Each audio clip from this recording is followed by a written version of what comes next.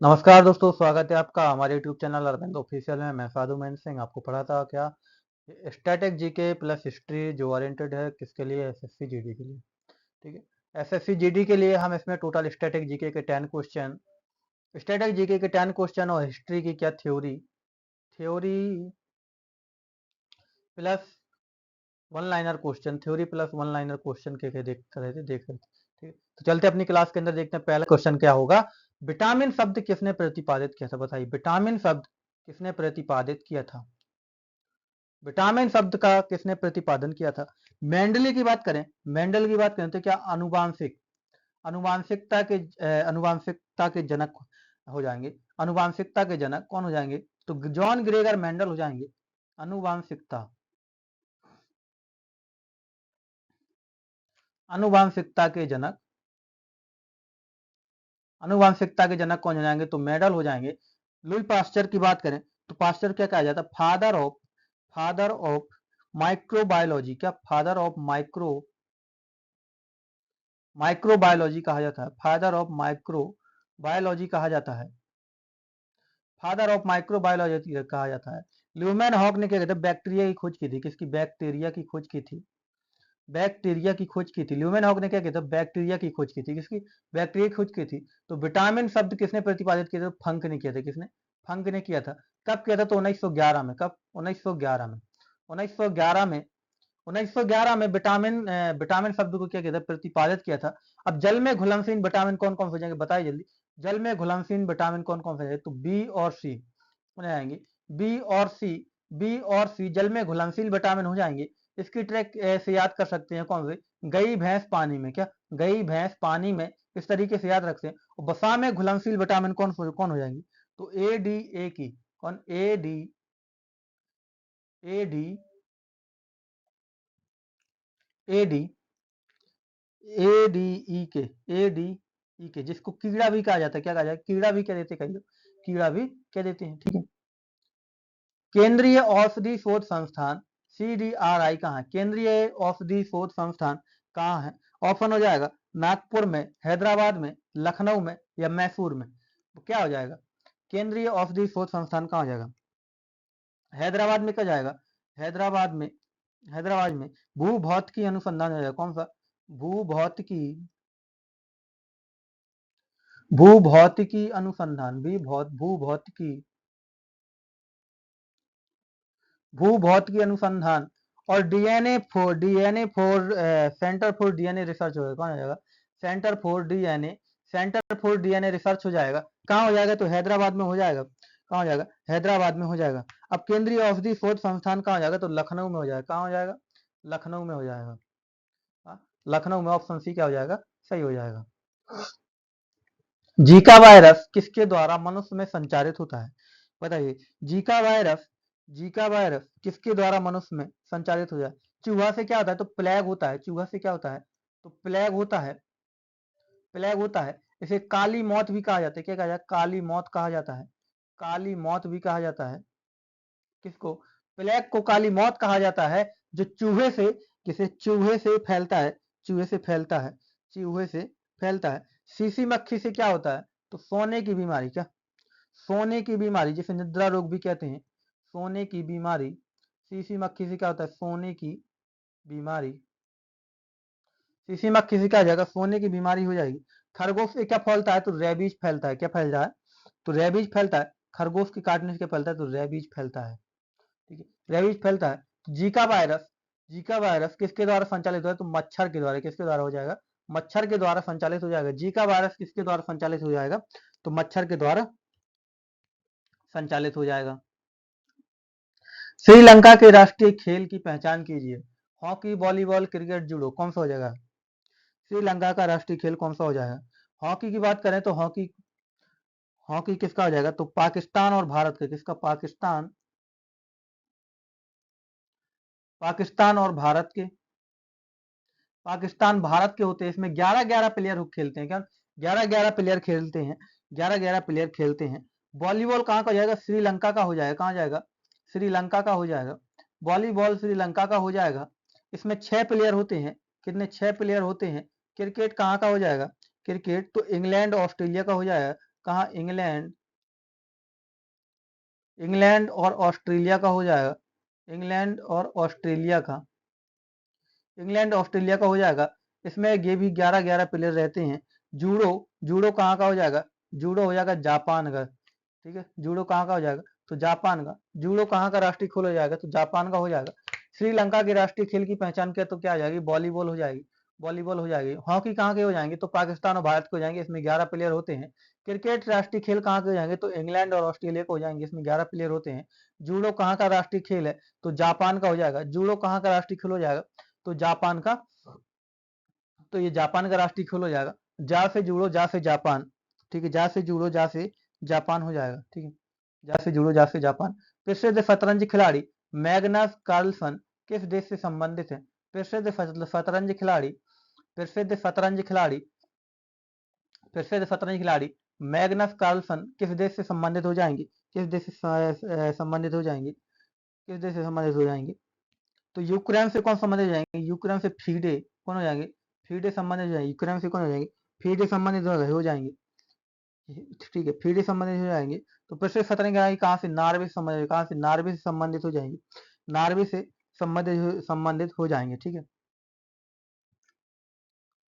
मनरेगा संक्षिप्त रूप, मनरेगा, मनरेगा का संक्षिप्त रूप, मनरेगा का संक्षिप्त रूप, दूसरे अक्षर से बाएं जी का अर्थ क्या हो जाएगा, दूसरे अक्षर से बाएं, ये वाला बाएं से जी का अर्थ क्या हो जाएगा, बाएं से जी का अर्थ क्या हो जाएगा, बाएं का अर्थ जी से क्या हो जाएगा। तो मनरेगा, मनरेगा कब आई थी, तो अक्टूबर 2005 में, कब, अक्टूबर 2005 में, 2005 में इसका प्रस्ताव आता है। 2006 में, 2006 में, 2006 में इसको नरेगा के नाम से चालू किया जाता है, नरेगा के नाम से चालू किया जाता है। और 2008 से, 2008 से, 2008 से पूरे भारत में मनरेगा किया जाता है। 2008 से, 2008 से पूरे भारत में, पूरे भारत में, पूरे भारत में, पूरे भारत में मनरेगा किया जाता है। इसमें क्या हो जाएगा, तो 200 दिन, कितना, 200 दिन, 200 दिन, 200 दिन के लिए मजदूरी या काम दिया जाएगा। 200 दिन क्या दिया जाएगा, सरकार द्वारा काम दिया जाएगा। 200 दिन के लिए सरकार द्वारा काम दिया जाएगा। 2005 में आता है और 2006 में इसको क्या किया जाता है, नरेगा किया जाता है। 2006 में नरेगा किया जाता है और 2008 में पूरे देश में मनरेगा के नाम से कर दिया जाता है। क्या जगह, मनरेगा के नाम से कर दिया जाता है। इसमें 200 दिन तक काम दिया जाएगा। अब आपके गांव से 5 किलोमीटर के अंतराल में, कितना, 5 किलोमीटर के अंतराल में काम दिया जाएगा। तो जी का अर्थ क्या जाएगा, तो गारंटी हो जाएगा, क्या हो जाएगा, तो गारंटी हो जाएगा, ठीक है, क्या हो जाएगा, गारंटी हो जाएगा। बाएं से दूसरे जी का अक्षर क्या अर्थ क्या हो जाएगा, तो गारंटी हो जाएगा। अंतरराष्ट्रीय टाइगर दिवस कब मनाया जाता है, अंतरराष्ट्रीय टाइगर दिवस कब मनाया जाता है, अंतरराष्ट्रीय टाइगर दिवस 26 जुलाई को, 26 जुलाई को क्या मनाते हैं, कारगिल, कारगिल स्मृति दिवस क्या मनाते हैं, कारगिल स्मृति दिवस मनाते हैं, कारगिल स्मृति दिवस,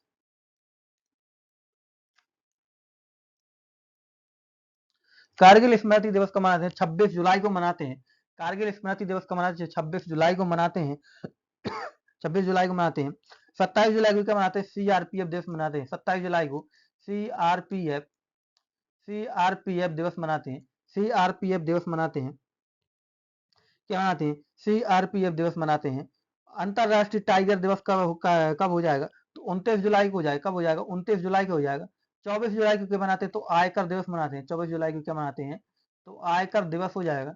24 जुलाई को आयकर, आयकर, आयकर दिवस हो जाएगा। 24 जुलाई को क्या हो जाएगा, आयकर दिवस हो जाएगा, क्या हो जाएगा, आयकर दिवस हो जाएगा, ठीक है। तेलंगाना में सबसे ज्यादा टाइगर पाए जाते हैं, तेलंगाना में सबसे ज्यादा टाइगर पाए जाते हैं 2967, एमपी में पाए जाते हैं 526, कर्नाटक में 524, ठीक है, सबसे अधिक टाइगर पाए जाते हैं, ठीक है। निम्नलिखित में से किसका जन्म दिवस पर डॉक्टर दिवस के रूप में मनाया जाता है, किसके जन्म दिवस पर डॉक्टर दिवस, किसके जन्म दिवस के रूप में डॉक्टर्स दिवस मनाया जाता है, बताइए जल्दी, किसके जन्म दिवस में डॉक्टर्स दिवस मनाया जाता है। B are Ambedkar, doctor Bidhan Chandra Roy, doctor Bidhan Chandra Roy, doctor Bidhan Chandra Roy, doctor S Radhakrishnan या डॉक्टर जाकिर हुसैन, डॉक्टर जाकिर हुसैन क्या हो जाएगा, डॉक्टर जाकिर हुसैन क्या हो जाएंगे। 1963 में, 1963 में राष्ट्रपति बनते हैं, जो भारत के पहले मुस्लिम राष्ट्रपति होते हैं, भारत के पहले मुस्लिम राष्ट्रपति होते हैं, भारत के पहले मुस्लिम राष्ट्रपति होते हैं कौन? डॉक्टर जाकिर हुसैन, जो 1963 में बनते हैं। कब बनते हैं? 1963 में बनते हैं, 1963 में बनते हैं। 1 जुलाई को क्या मनाया जाता है? तो अंतरराष्ट्रीय शिक्षक दिवस मनाया जाता है। 1 जुलाई को अंतरराष्ट्रीय शिक्षक दिवस मनाया जाता है। 1 जुलाई को अंतरराष्ट्रीय शिक्षक दिवस मनाया जाता है। 5 सितंबर को मनाया जाता है शिक्षक दिवस मनाया जाता है। 5 सितंबर को क्या मनाया जाता है? शिक्षक दिवस मनाया जाता है। 5 सितंबर को शिक्षक दिवस मनाया जाता है, जबकि अंतरराष्ट्रीय शिक्षक दिवस 5 अक्टूबर को मनाया जाता है।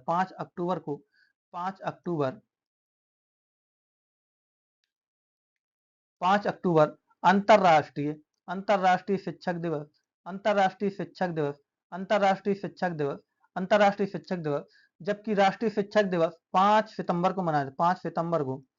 5 सितंबर को राष्ट्रीय शिक्षक दिवस मनाया जाता है। डॉक्टर्स दिवस कब मनाया जाता है? तो 1 जुलाई को मनाया जाता है। कब मनाया जाता है? 1 जुलाई को मनाया जाता है। डॉक्टर दिवस कब मनाया जाता है? 1 जुलाई को मनाया जाता है। तो डॉक्टर विधान चंद्र रॉय के जन्म दिवस पर डॉक्टर विधान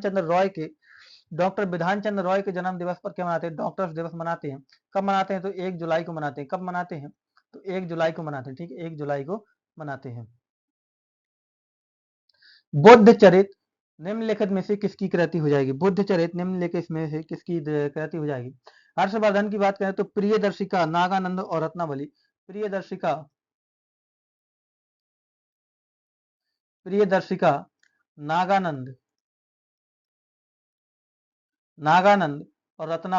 और रत्नावली किसकी कृति हो जाएंगी? तो हर्षवर्धन की हो जाएंगी। किसकी कृति हो जाएंगी?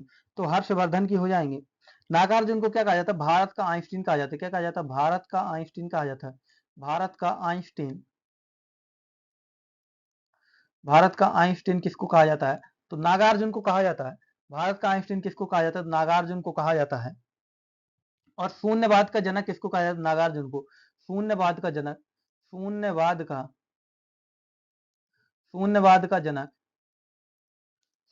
का जनक क्या हो जाएगा? शून्यवाद का जनक किसको कहा जाता है? नागार्जुन को कहा जाता है। और भारत का आइंस्टीन और शून्यवाद का जनक कौन हो जाएंगे? तो नागार्जुन हो जाएंगे। कौन हो जाएंगे? नागार्जुन हो जाएंगे। तो बुद्ध चरित्र के लेखक कौन हो जाएंगे? तो अश्वघोष हो जाएंगे। कौन हो जाएंगे? अश्वघोष हो जाएंगे। कौन हो जाएंगे? अश्वघोष हो जाएंगे। इनकी बुद्ध चरितम क्या हो जाएगी? पुस्तक हो जाएगी। बुद्ध चरितम क्या हो जाएगी? इनकी पुस्तक हो जाएगी। मधुशाला किसकी कृति है? मधुशाला किसकी कृति हो जाएगी? मधुशाला किसकी कृति हो जाएगी? जयशंकर प्रसाद जी की बात करें, जयशंकर प्रसाद जी की कृति कौन कौन सी? कामायनी आंसू लहर कौन कौन सी हो जाएगी? कामायनी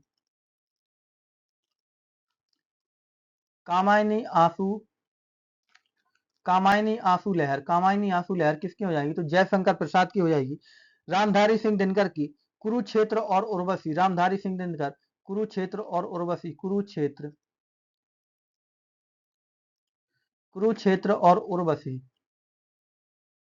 कुरुक्षेत्र और उर्वशी किसकी रचनाएं हो जाएंगी? तो रामधारी सिंह दिनकर की हो जाएंगी।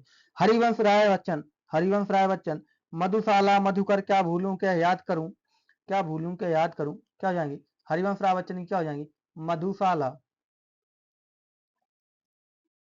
मधुकलश,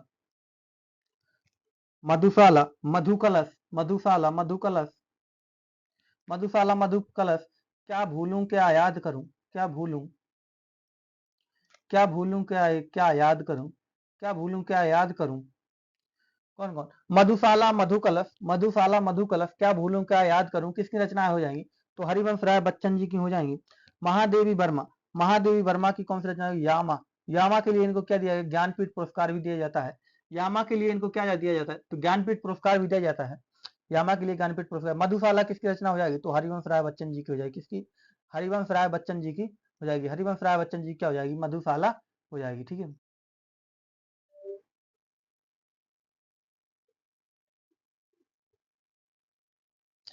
ज्ञानपीठ पुरस्कार कब से प्रदान किया जा रहा है? ज्ञानपीठ पुरस्कार कब से प्रदान किया जा रहा है? बताइए जल्दी। ज्ञानपीठ पुरस्कार कब से प्रदान किया जा रहा है? तो कब से? 1965 से। कब से प्रदान किया जा रहा है? तो 1965 से प्रदान किया जा रहा है। ज्ञानपीठ पुरस्कार कब से प्रदान किया जा रहा है? तो 1965 से प्रदान किया जा रहा है। इसकी स्थापना कब हुई थी? तो 1961 में स्थापना की बात करें तो 1961 में क्या आ जाती है, तो स्थापना हो जाती है। 1961 में स्थापना की जाती है, लेकिन प्रथम बार 1965 में दिया जाता है। सबसे पहले किसको दिया जाएगा, तो जी शंकर कुरूप को दिया गया था। किसको, जी शंकर कुरूप को, जी शंकर कुरूप को सबसे पहले दिया गया था। जी शंकर कुरूप को सबसे पहले दिया गया था। प्रथम ज्ञानपीठ पुरस्कार प्राप्त करता प्रथम महिला कौन हो जाएगी, प्रथम महिला की बात करें, प्रथम महिला की बात करें तो कौन हो जाएगी, तो आशा पूर्णा देवी हो जाएगी। कौन हो जाएगी, आशा पूर्णा देवी,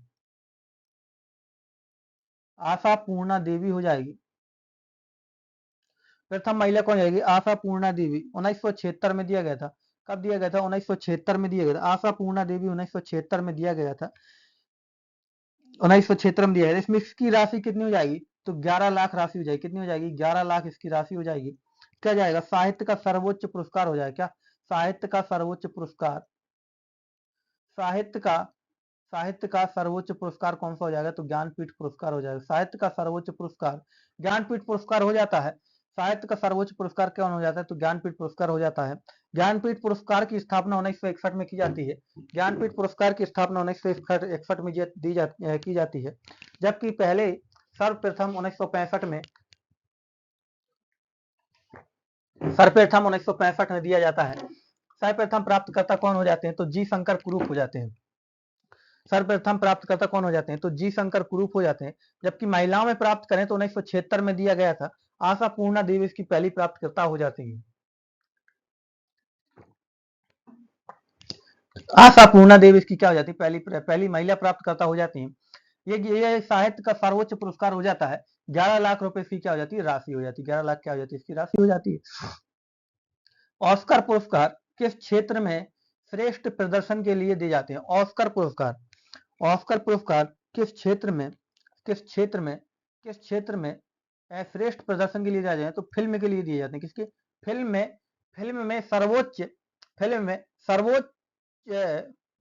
में सबसे अच्छा यानी श्रेष्ठ प्रदर्शन वाले को ऑस्कर पुरस्कार दिया जाता है। ऑस्कर पुरस्कार दिया जाता है। इसकी स्थापना की बात करें तो कब हुई थी, स्थापना की बात करें तो 1929 में की जाती है। 1929 में की जाती है। 1929 में की जाती है। इसकी स्थापना 1929 में की जाती है। इसकी स्थापना कब की जाती है, 1929 में की जाती है। ठीक है। संघ लोक सेवा आयोग अपना प्रतिवेदन किसको सौंपते हैं, संघ लोक सेवा आयोग अपना प्रतिवेदन किसको सौंपते हैं, बताइए जल्दी। संघ लोक सेवा आयोग की बात करें तो आर्टिकल 315 में इनका क्या मिलता है, उल्लेख मिलता है। आर्टिकल 315 में क्या हो जाता है, इनका उल्लेख मिलता है। आर्टिकल 315 में इनका उल्लेख मिलता है। इसके अध्यक्ष का कार्यकाल कितना, तो 6 वर्ष होता है कि 6 वर्ष या 65 वर्ष, 6 वर्ष या 65 वर्ष तक इनका कार्यकाल हो जाता है। यूपीएससी का मुख्यालय कहाँ हो जाता है, यूपीएससी का मुख्यालय तो नई दिल्ली में हो जाता है। कहाँ हो जाता है, नई दिल्ली में हो जाता है। नई दिल्ली में इसका मुख्यालय हो जाता है। इसके प्रमुख कौन हो जाते हैं, वर्तमान प्रमुख मनोज सोनी हो जाते हैं। वर्तमान प्रमुख कौन हो जाते हैं, तो मनोज सोनी हो जाते हैं। वर्तमान प्रमुख कौन हो जाते हैं, तो इसको मनोज सोनी हो जाते हैं। वर्तमान प्रमुख कौन हो जाते हैं, मनोज सोनी हो जाते हैं। इसकी स्थापना कब की, 1 अक्टूबर 1926, 1 अक्टूबर 1926, 1 अक्टूबर 1926, 1 अक्टूबर 1926। ठीक है। लोक सेवा आयोग अपना प्रतिवेदन किसको सौंपते हैं, तो क्या आ जाएगा, तो राष्ट्रपति को सौंपेंगे। किसको, राष्ट्रपति, टू द प्रेसिडेंट। क्या, to the president. Option A क्या हो जाएगा, इसका सही हो जाएगा। ऑप्शन ए सही हो जाएगा। अब चलते हैं अपने हिस्ट्री के थ्योरी बेस्ड क्वेश्चन के ऊपर। कहाँ, थ्योरी बेस्ड क्वेश्चन के ऊपर। ठीक है, थ्योरी बेस्ड क्वेश्चन के ऊपर, जिसमें हम पढ़ रहे थे, क्या पढ़ रहे थे, इसमें हम पढ़ रहे थे, हिस्ट्री में पढ़ रहे थे हम आदि ऐतिहासिक काल। क्या पढ़ रहे थे, आदि ऐतिहासिक काल पढ़ रहे थे। आदि ऐतिहासिक काल में हम क्या कर रहे थे, क्वेश्चन कर रहे थे। मेहरगढ़ के बारे में बता चुके थे। किसके बारे में, मेहरगढ़ के बारे में। मेहरगढ़ में क्या हो जाता है, या पाकिस्तान के बलूचिस्तान में स्थित है। या 7000 ईसा पूर्व 7000 ईसा पूर्व सुलेमान और कीर्थर पहाड़ी के बीच में कृषि के क्या मिलते हैं, साक्ष्य मिलते हैं। क्या मिलते हैं, कृषि के साक्ष्य मिलते हैं। जबकि सर्वप्रथम कृषि किसकी की गई थी, जौ और एवं गेहूं की गई थी। अब बुरजहोम बताया था, बुरजहोम कहां पड़ता है, तो कश्मीर में पड़ता है। बुरज़ोम कहाँ पड़ता है? कश्मीर में पड़ता है। बुरज़ोम में क्या हुआ था?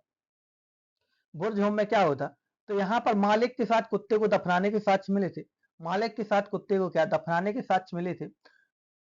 और कोल्डी हवा यह उत्तर प्रदेश की बेलन घाटी में कहाँ हो जाएगा? बेलन घाटी में स्थित हो जाएगा। यहाँ चावल के प्राचीनतम साक्ष्य मिले। किसके? चावल के प्राचीनतम साक्ष्य मिले हैं।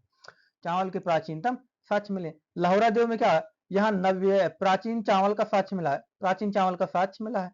दमदमा में क्या हो जाएगा? एक ही कब्र में 3 मानव दफनाने का साक्ष्य मिला है। दमदमा में एक ही कब्र में 3 मानव को दफनाने का साक्ष्य मिला है। तो इसके क्या कर रहे थे? हम क्वेश्चन कर रहे थे। आइए देखते हैं। भारतीय इतिहास गैरिक गैरिक मृदभांड गैरिक मृदभांड गैरिक मृदभांड पात्र गैरिक मृदभांड पात्र ओसीपी का नामकरण हुआ था। कहाँ पे हुआ था? तो हस्तिनापुर में हुआ था। कहाँ हुआ था? तो हस्तिनापुर में हुआ था। ठीक है, एक सेकेंड थोड़ा कहाँ पे होता? तो एक कहाँ पे हुआ था? एक सेकंड।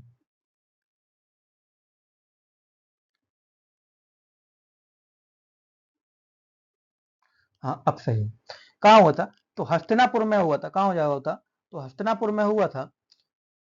उत्खनित प्रमाणों के अनुसार पशुपालन का प्रारंभ हुआ था। कब से हुआ था? तो मध्य पाषाण काल से हुआ था। कब से हुआ था? मध्य पाषाण काल से हुआ था। इन्होंने अपने सबसे पहला पालतू पशु किसको बनाया था? तो कुत्ता को बनाया था। किसको? कुत्ता क्या हो जाता है? इनका सबसे पहला पालतू पशु हो जाता है। कुत्ता क्या हो जाता है? सबसे पहला पालतू पशु हो जाता है। मध्य पाषाणिक प्रसंग में पशुपालन के प्रमाण कहाँ से मिले हैं? तो आदमगढ़ से। कहाँ मिले? आदमगढ़ से। पशुपालन के साक्ष्य जो हैं वो कहाँ से प्राप्त हुए हैं? तो आदमगढ़ से प्राप्त हुए। कहाँ से? आदमगढ़ से प्राप्त हुए हैं। आदमगढ़ से प्राप्त हुए हैं। खाद्यान्नों की कृषि सर्वप्रथम प्रारंभ हुई थी नवपाषाण काल में। सर्वप्रथम प्रारंभ हुई थी नवपाषाण काल में। बताइए जल्दी। खाद्यान्नों की कृषि किसकी? खाद्यान्नों की कृषि सर्वप्रथम प्राप्त हुई थी नवपाषाण काल में।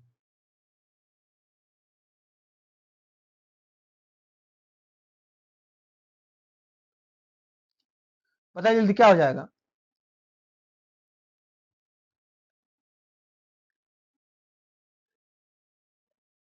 खाद्यान्नों की कृषि सर्वप्रथम प्रारंभ हुई थी किस काल में? सर्वप्रथम प्रारंभ हुई थी तो नवपाषाण काल में। कब हुई थी? नवपाषाण काल में हुई थी। कब हुई थी? तो नवपाषाण काल में हुई थी। आंसर हो जाएगा। ठीक है, आंसर हो जाएगा। कब हुई थी? तो नवपाषाण काल में। ठीक है, नवपाषाण काल में। भारत में मानव का सर्वप्रथम साक्ष्य कहाँ मिलता है? सर्वप्रथम साक्ष्य कहाँ मिलता है? तो नर्मदा घाटी में। कहाँ मिलता है? तो नर्मदा घाटी में। कहाँ मिलता है? नर्मदा घाटी में। मानव का सर्वप्रथम साक्ष्य कहाँ मिलता है? तो नर्मदा घाटी में। कहाँ मिलता है? तो नर्मदा घाटी में। मानव का सर्वप्रथम साक्ष्य कहाँ मिलता है? नर्मदा घाटी में। ठीक है, मानव द्वारा सर्वप्रथम प्रयुक्त अनाज कौन सा था? तो जौ हो जाता है। सर्वप्रथम अनाज प्रयुक्त कौन सा हो जाता है? तो जौ हो जाता है। ठीक, जौ हो जाता है। भारतीय उपमहाद्वीप में कृषि के प्राचीनतम साक्ष्य प्राप्त हुए हैं कहाँ से? तो लाहुरा देव से। कहाँ से हुए हैं? तो लाहुरा देव से प्राचीनतम कृषि के साक्ष्य प्राप्त हुए हैं। लाहुरा देव से प्राचीनतम कृषि के साक्ष्य प्राप्त हुए हैं। यहाँ पर चावल के साक्ष्य प्राप्त हुए हैं। लाहुरा देव से चावल के साक्ष्य प्राप्त हुए हैं। किस एक पुरातत्व से पाषाण संस्कृति से किस एक पुरातत्व पाषाण संस्कृति से सांस्कृतिक अवशेष प्राप्त हुए हैं लेकर लेकर हड़प्पा सभ्यता। तो कौन सी जाएगी? तो मेहरगढ़ हो जाएगी। कौन सी जाएगी? तो मेहरगढ़ हो जाएगी। अवशेष प्राप्त हुए हैं। अवशेष प्राप्त हुए हैं। कौन से अवशेष प्राप्त हुए हैं? तो क्या हो जाएगा? तो मेहरगढ़ हो जाएगा। कौन सा हो जाएगा? क्या हो जाएगा? मेहरगढ़ हो जाएगा। ठीक, कौन सा जाएगा? मेहरगढ़ हो जाएगा। ठीक है, अब नवदा टोली में उत्खनन किसने किया? नवदा टोली में उत्खनन किसने किया था? तो एच डी संकालिया ने किया था। किसने किया था? एच डी संकालिया ने किया था। नवदा टोली में उत्खनन किसने किया था? तो एच डी संकालिया ने किया था। नवदा टोली किस राज्य में स्थित हो जाएगा? तो मध्य प्रदेश में हो जाएगा। नवदा टोली किस राज्य में स्थित हो जाएगा? तो मध्य प्रदेश में हो जाएगा।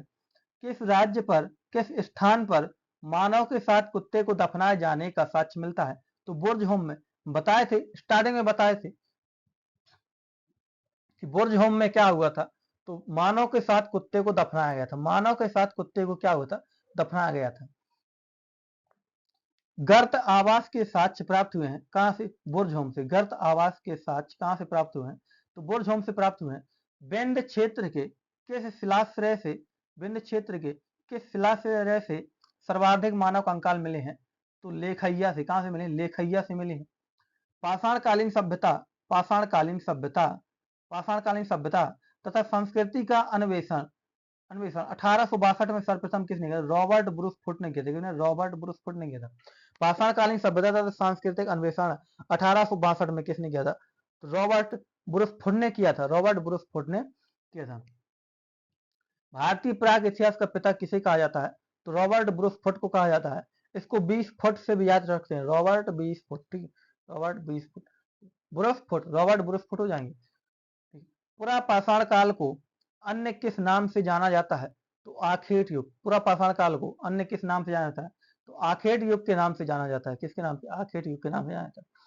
बैल और हल की सहायता से कृषि कार्य की शुरुआत किस काल में हुई, तो नवपाषाण काल में। किस काल में हुई, तो नवपाषाण काल में। बैल और हल की सहायता से कृषि कार्य की शुरुआत किस काल में हुई, तो नवपाषाण काल में।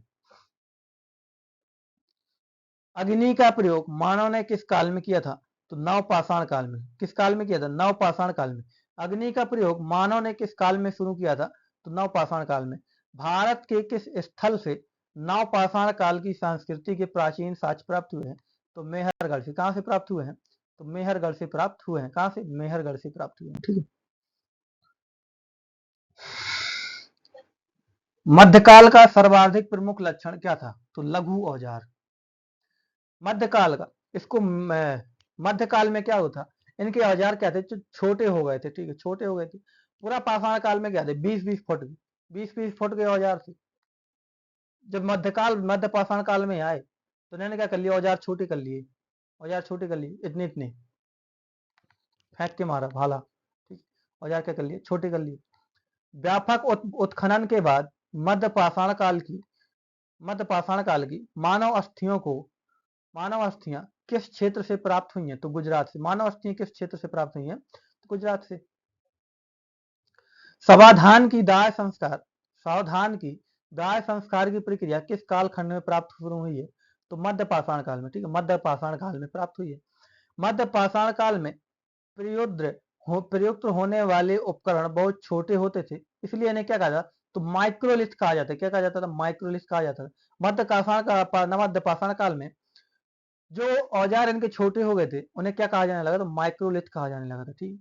मध्य प्रदेश के आदमगढ़ और राजस्थान में बागौर प्रस्तुत करते हैं क्या, पशुपालन का प्राचीनतम साक्ष्य कहां से प्राप्त होता है, तो मध्य प्रदेश के आदमगढ़ और राजस्थान के बागौर जिले से प्राप्त होते हैं, ठीक है। इस काल में मानव के अस्थि पंजर शारीरिक प्रारूपों का सबसे पहला अवशेष स्थान से प्राप्त हुआ है। कहां से प्राप्त हुआ है, तो प्रतापगढ़ उत्तर प्रदेश के सराय नहर महदहा से, ठीक है, सराय नहर महदहा से।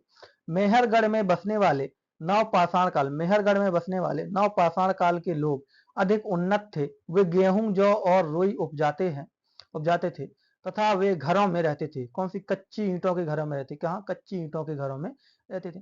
दक्षिण भारत में, दक्षिण भारत में नवपाषाण कालीन सभ्यता का प्रमुख स्थल है, तो बेलोरी कर्नाटक। कहाँ हो जाएगा, बेलोरी कर्नाटक में हो जाएगा, ठीक है। विंध्य क्षेत्र का वह, विंध्य क्षेत्र का वह शिलाश्रय जहां से सर्वाधिक मानव कंकाल प्राप्त हुए हैं, तो कहां से प्राप्त हुए हैं, तो लेखैया से प्राप्त हुए। कहां से, लेखैया से प्राप्त हुए। भारतीय पुरातत्व सर्वेक्षण के प्रथम महानिदेशक कौन थे, तो जॉन मार्शल। कौन थे, जॉन मार्शल थे। भारतीय पुरातत्व सर्वेक्षण के प्रथम महानिदेशक कौन थे, तो जॉन मार्शल थे, ठीक है, जॉन मार्शल थे। अब देखते हैं अपने कुछ ऑप्शनल क्वेश्चन भी, उनको देखते हैं। ऑप्शनल क्वेश्चन भी है, उनको देखते हैं, ठीक है। ऑप्शनल क्वेश्चन भी है, उनको देखते हैं, उनको देखते हैं। चलिए शुरू करते हैं। नीला है, नीला कलर, हाँ। ये हाँ,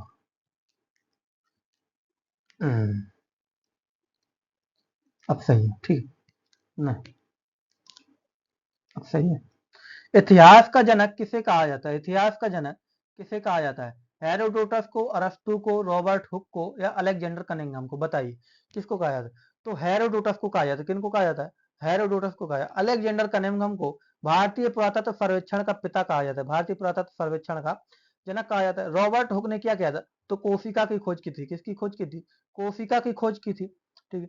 भारतीय पुरातत्व का पिता किसे कहा जाता है? भारतीय पुरातत्व का पिता किसे कहा जाता है? तो इसे क्या किसे कहा जाता है?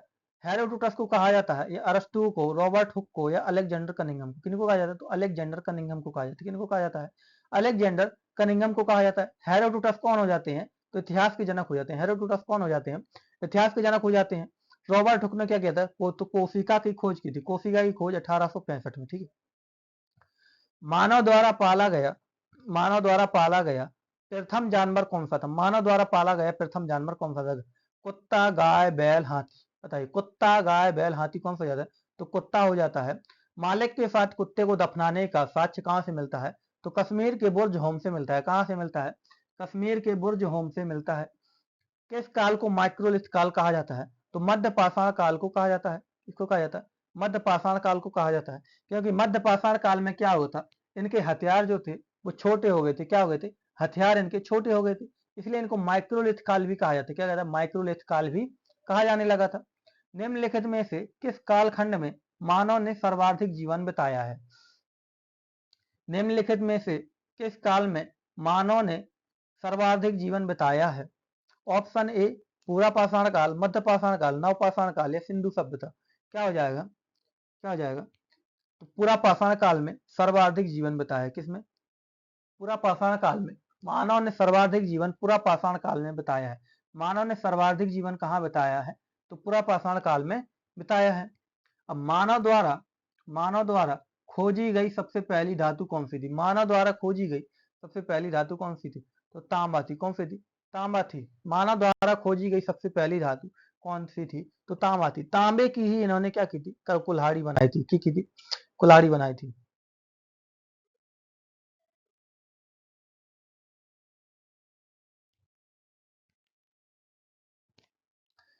निम्नलिखित में से किस कालखंड में मानव ने बिताया सर्वाधिक जीवन? वही क्वेश्चन है, मानव ने बिताया सर्वाधिक जीवन, तो क्या हो जाएगा? पूरा पाषाण काल हो जाएगा। इसको माइक्रोलिथ काल भी कहा जाता है ना। सिंधु सभ्यता हो जाएगी। ठीक है। मानव द्वारा खोजी गई सबसे पहली धातु कौन सी थी? मानव द्वारा खोजी गई सबसे पहली धातु कौन सी हो जाएगी? तो तांबा हो जाएगी। सबसे पहली धातु खोजी गई कौन सी हो जाएगी? तांबा हो जाएगी।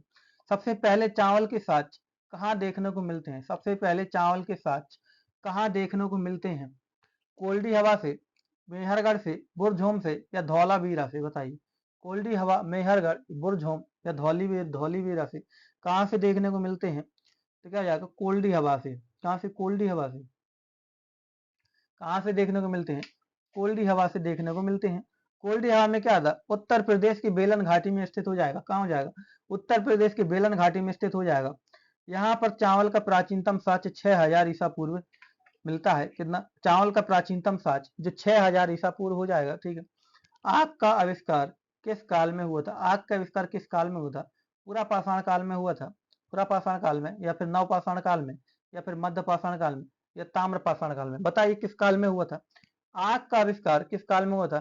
तो पूरा पाषाण काल में होता। किस काल में होता? पूरा पाषाण काल में हुआ था। पूरा पाषाण काल में मानो क्या था? खाना बदोश था। क्या था? खाना बदोश था। उसको खाना खाना खाना चाहिए, बस खाना चाहिए। वो भी कैसा खाना? कच्चा मांस खाते थे ये लोग। कच्चा मांस खाते थे। कच्चा मांस खाते थे। जब इन्होंने आग की खोज की तो क्या करने लगे? पकाकर खाने लगे। क्या करने लगे? पकाकर मांस खाने लगे। जब मध्य पाषाण काल तक आए तो ये लोग कंद मूल वगैरह खाना शुरू कर दिए। कंद मूल वगैरह खाना शुरू कर दिए। और जो इनके शिकार करने के हथियार थे, शिकार करने के हथियार जो बड़े बड़े थे, अब मध्य मध्य पाषाण काल में आते आते छोटे हो गए। अब वो हथियार सिर्फ उनके बचाव के काम आने लगे। किसके बचाव के काम आने लगे? जो छोटे थे। इसलिए मध्य पाषाण काल को माइक्रोलिथ काल भी कहा जाने लगा। क्या कहा जाने लगा? माइक्रोलिथ काल भी कहा जाने लगा था। माइक्रोलिथ काल भी कहा जाने लगा था। पहिए का आविष्कार किस काल में हुआ था? पहिए का आविष्कार किस काल में हुआ था? पूरा पाषाण काल में हुआ था, या नव पाषाण काल में, नव मध्य पाषाण काल में, या फिर ताम्रपाषाण काल में? बताइए जल्दी, किस काल में हुआ था? पहिए का आविष्कार किस काल में हुआ था? तो क्या हो जाएगा? ऑप्शन बी, नवपाषाण काल में। किसके? नवपाषाण काल में। पहिए का आविष्कार किस काल में हुआ था? तो नवपाषाण काल में हुआ था। पहिए का आविष्कार किस काल में हुआ था? तो नवपाषाण काल में हुआ था। कहां पर मानव गड्ढे खोद कर कहां पर मानव गड्ढे खोद कर निवास करते थे? कहां पर मानव गड्ढे खोद कर निवास करते थे? बताइए जल्दी, इसका क्या हो जाएगा? तो 10वीं का हो जाएगा सी, बुर्ज होम में। कहाँ हो जाएगा? बुर्ज होम में हो जाएगा। कहाँ हो जाएगा? बुर्ज होम में। बुर्ज होम में क्या हुआ है? ये कश्मीर में अवस्थित है। कहाँ? कश्मीर में अवस्थित है। यहाँ पर क्या है? गर्तावास के प्रमाण मिलते हैं। गर्तावास के प्रमाण मिलते हैं। कहाँ पर? बुर्ज होम में। बुर्ज होम में गर्तावास के प्रमाण मिलते हैं, मतलब गड्ढे खोद कर रहने के साक्ष्य मिलते हैं। इसी बुर्ज होम में क्या होता? मालिक के साथ कुत्ते को दफनाने का साक्ष्य मिलता है। कुत्ते का दफनाने का साक्ष्य मिलता है। मालिक के साथ कुत्ते को दफनाने का साक्ष्य भी कहाँ मिलता है? तो बुर्ज होम में मिलता है। तो बुर्ज होम में जो चीज है वह मालिक के साथ कुत्ते को दफनाना, और क्या आ जाएगा? तो और गर्तावास गड्ढे खोद कर रहना, ये दोनों क्या थी? वहां की उपलब्धि थी। ठीक, दोनों उपलब्धि थी। ठीक है, ये थी आज की हमारी क्लास। ये हो जाती है आज की हमारी क्लास। ठीक है, आज की हमारी क्लास ये हो जाती है। क्लास अच्छी लगे तो लाइक कीजिए, कमेंट करके बताइए क्लास कैसी लगी। ज़्यादा से ज़्यादा शेयर कीजिए, चैनल को सब्सक्राइब कीजिए। अब मिलते हैं कल सुबह 9 बजे, तब तक के लिए जय हिंद।